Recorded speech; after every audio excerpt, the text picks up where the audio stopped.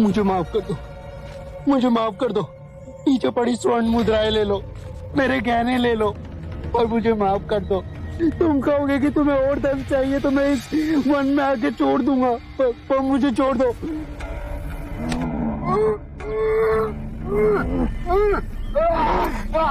मुझ पे रहम करो, मुझ पे रहम करो, रहम करो मुझ पे। नहीं नहीं, मुझ पे रहम करो, रहम करो मुझ पे। मुझे धन नहीं चाहिए, मुझे 100 कटी हुई उंगलियां की माला चाहिए।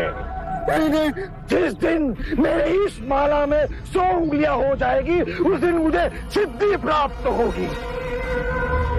मेरी शक्तियां प्रबल रूप लेगी और पूरी सृष्टि में विकसित होगी। मुझ पे रहम करो।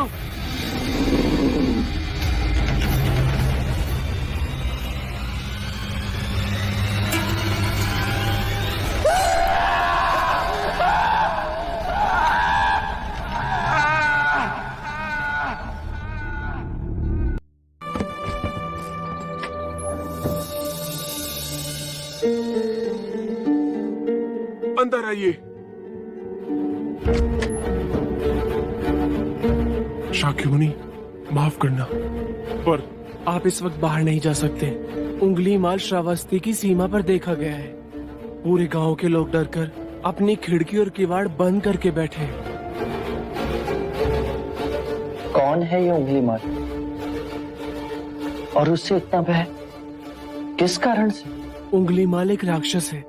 उसे जो भी मानुष मिलता है, बच्चा, वृद्ध, स्त्री या सन्यासी, वो किसी को भी जीवित नहीं छोड़ता।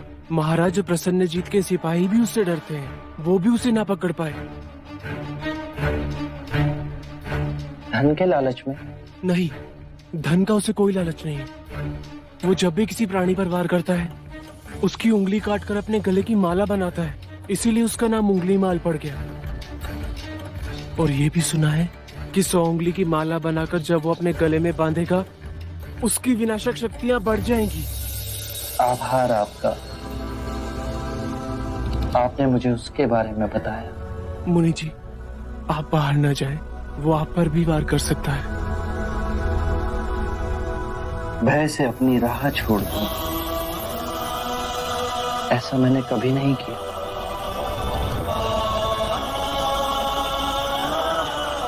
मुझे भिक्षा मांगते देख जन जन के हृदय में उंगली माल का भय कम होगा।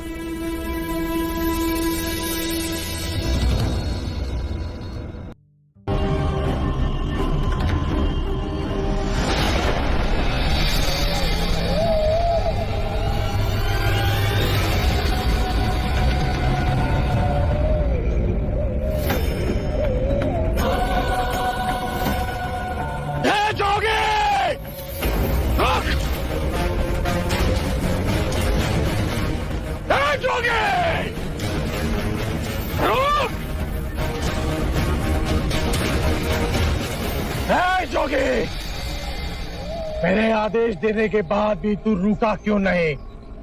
मैं तो बहुत पहले ही रुक चुका हूं, तुम ही नहीं रुके। तुझे मुझसे भय नहीं लग रहा? मैं आदि मानव हूँ। नहीं, तुम मानव हो। जोगी, तूने कहा कि तू कब का रुक चुका है, और तू तो चल ही रहा था, और तूने ये क्यों कहा कि मैं नहीं रुका? मैं बहुत पहले ही रुक गया। ऐसे सारे बुरे कृत्य छोड़ दिए जिससे किसी भी प्राणी को दुख या कष्ट पहुंचे। मैंने जीवन की सुरक्षा करना सीखा। सब जीना चाहते हैं, बस तुम उन्हें करुणा से देखो तो। मैं सबकी हत्या करूंगा। मानव में न प्रेम है न करुणा है, सिर्फ छल और कपट है। तुम्हें लोगों ने बहुत दुख दिया है उंगली माल। क्रूरता व्यक्ति अज्ञान के कारण ही करता है। घृणा, द्वेष, ईर्ष्या, मोह, माया, ये सब अज्ञान की ही संतान है। और वो व्यक्ति ही है जिसमें दया, करुणा, सद्भाव और समझ का उदय भी होता है। अंगुलीमाल, यदि इस जीवन में क्रूर और निष्ठुर लोग हैं तो दयावान भी हैं। बस अपनी आंखों से ये अंधेपन का पर्दा हटा के देखो। तुम और व्यक्ति जैसे नहीं हो। मैं हर व्यक्ति जैसा ही हूँ, बस जागृत हो ये सिद्ध कर रहा हूँ कि हर व्यक्ति में जागने की क्षमता है। मेरा मार्ग क्रूरता को निर्बलता में परिवर्तित करता है। तुम घृणा के पथ पर बस इस क्षण रुक जाओ। तुम भी दया और करुणा के पथ पे चल सकते हो अंगुलीमाल। तुम वही हो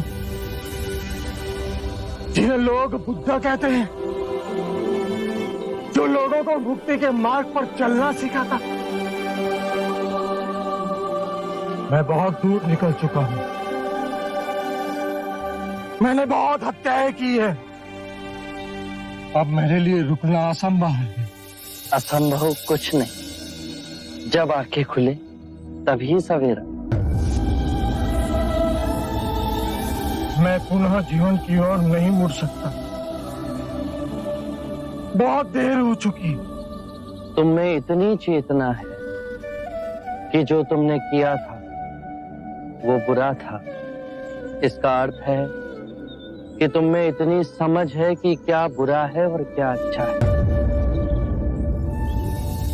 अंगुलीमाल, जिस दिन से तुमने अच्छा कार्य शुरू किया उस दिन से तुम्हारा नया जीवन शुरू हो जाएगा। मैं कितने भी अच्छे कार्य करूं, लोग मुझे उसी दृष्टिकोण से देखेंगे और मुझे चैन से जीने नहीं देंगे। यदि तुमने हिंसा का मार्ग छोड़ा तो मैं तुम्हें मार्ग दिखलाऊंगा। तुम्हारा संरक्षण करूंगा। तुम्हें लोगों की घृणा से बचाऊंगा। बस पहला पग तुम्हें ही उठाना है। ये हो सकता है? अवश्य हो सकता है। तुम में असामान्य बुद्धि है अंगुलीमाल। तुम आत्मज्ञान के पथ पे बहुत आगे जाओगे।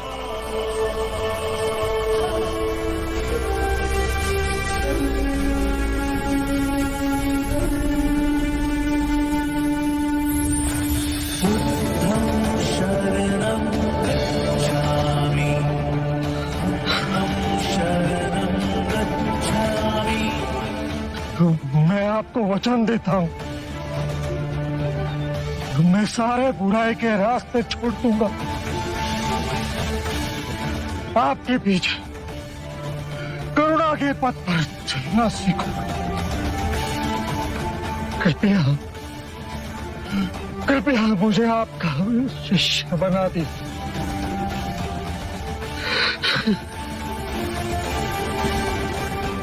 मैं शिष्य नहीं बनाता। व्यक्ति स्वयं संग से जुड़ता है।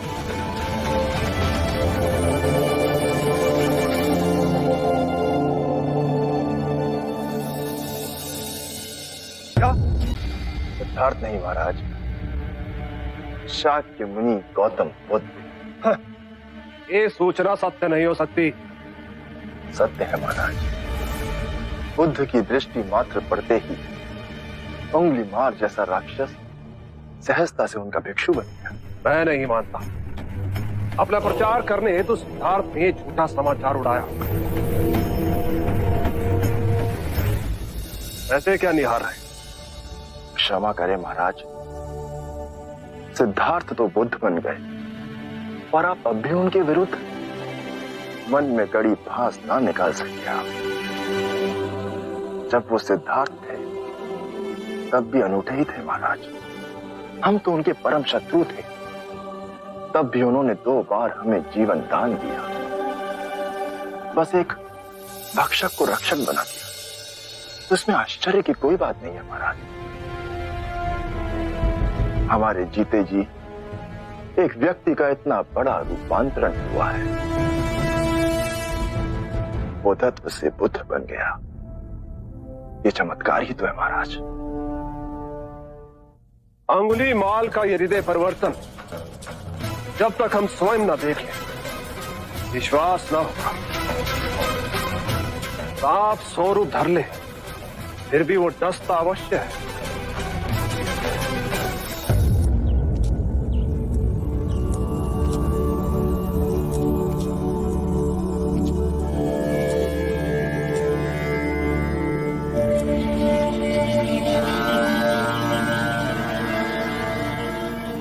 बांदुल, इतनी अधिक शांति की अनुभूति मुझे जैतवन में पहले कभी नहीं।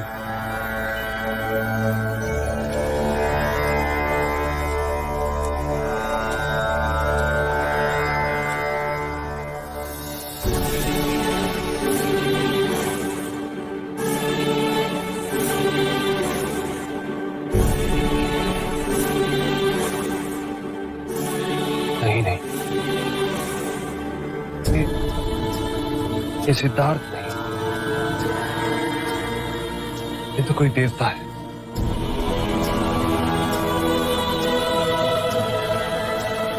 जिस प्रकार एक सर्प अपनी पुरानी केंचुली को छोड़ नई केंचुली धारण करता है, उसी प्रकार मनुष्य को भी अपने पुराने रूप को कई बार छोड़ नया रूप धारण करना पड़ता है।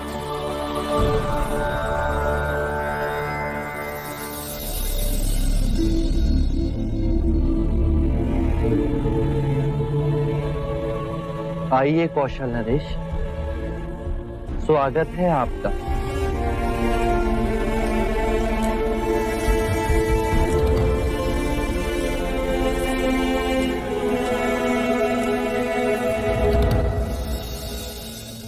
हम आपसे एक बात की पुष्टि करने आए। क्या आपने उस नरसंहारी राक्षस अंगुलीमाल को दीक्षा दे अपना भिक्षु बना लिया? हाँ, और अब वो मुक्ति के मार्ग पर चल पड़ा है। आप उचित समय पर आए। और अंगुलीमाल? उसकी चर्चा हम बाद में करेंगे। पहले आप हमारे प्रिय भिक्षु की देशना सुन लीजिए। आओ अहिंसक।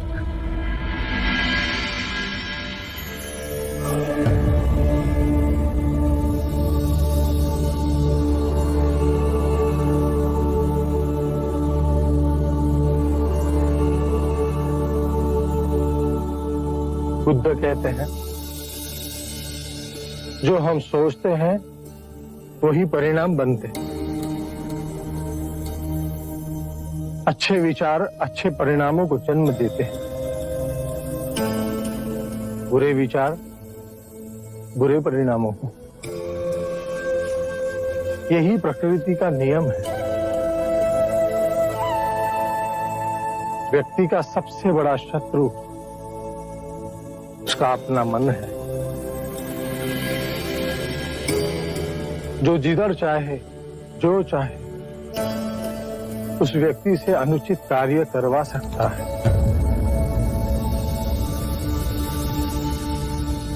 इतनी गूढ़ बातें कितने साधारण प्रकार से बताई आपके इस भिक्षु ने। कौशल नरेश, ये भिक्षु अहिंसक है। दीक्षा से पूर्व लोग इन्हें ही अंगुलीमाल कहते थे।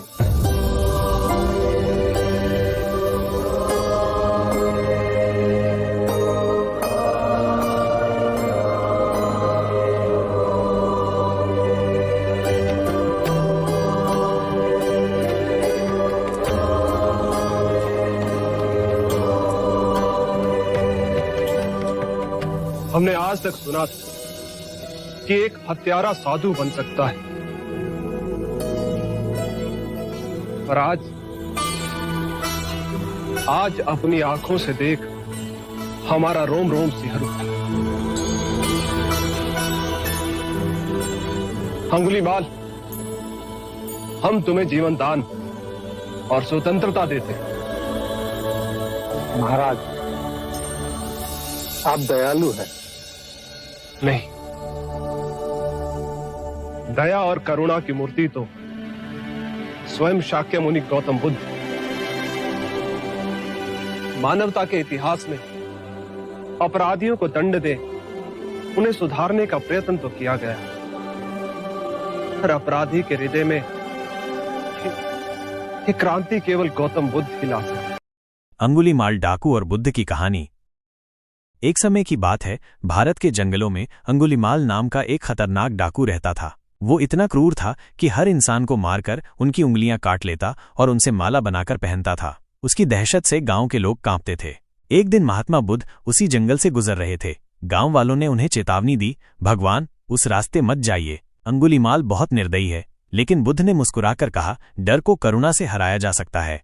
बुद्ध जंगल में आगे बढ़े। अंगुलीमाल ने उन्हें दूर से देखा और सोचा, ये व्यक्ति तो मेरे पास बिना डरे चला आ रहा है, इसे मारकर मेरी माला पूरी हो जाएगी। अंगुलीमाल ने बुद्ध को रुकने के लिए कहा, लेकिन बुद्ध शांति से चलते रहे। गुस्से में अंगुलीमाल ने चिल्लाकर कहा, तुम क्यों नहीं रुकते? बुद्ध ने उत्तर दिया, मैं तो रुका हुआ हूं अंगुलीमाल, लेकिन तुम कब रुकोगे? तुम हिंसा और क्रोध में डूबे हो। क्या तुमने कभी सोचा है कि इसका अंत क्या होगा? बुद्ध के शांत शब्द अंगुलीमाल के कठोर हृदय में गूंजने लगे। उसने अपने जीवन के पापों को याद किया और रोते हुए बुद्ध के चरणों में गिर पड़ा। उसने कहा, भगवान, क्या मेरे पापों का प्रायश्चित संभव है? बुद्ध ने करुणा से कहा, हर व्यक्ति अपने जीवन को बदल सकता है। सच्चे मन से यदि तुम अहिंसा और सत्य का मार्ग अपनाओगे तो तुम्हारा अतीत मिट जाएगा। अंगुलीमाल ने उसी क्षण अपनी तलवार फेंक दी और बुद्ध के शिष्य बन गए। उन्होंने अहिंसा और ध्यान का जीवन अपनाया और समाज की सेवा में अपना शेष जीवन व्यतीत किया। इस कहानी का संदेश है कि कोई भी व्यक्ति चाहे कितना भी गिरा हुआ क्यों न हो, सही मार्गदर्शन से अपने जीवन को बदल सकता है। ये कहानी हमें सिखाती है कि करुणा ही सबसे बड़ा शस्त्र है। हर व्यक्ति के अंदर अच्छाई होती है, बदलना कभी देर नहीं होता। आप इस कहानी से क्या सीखते हैं?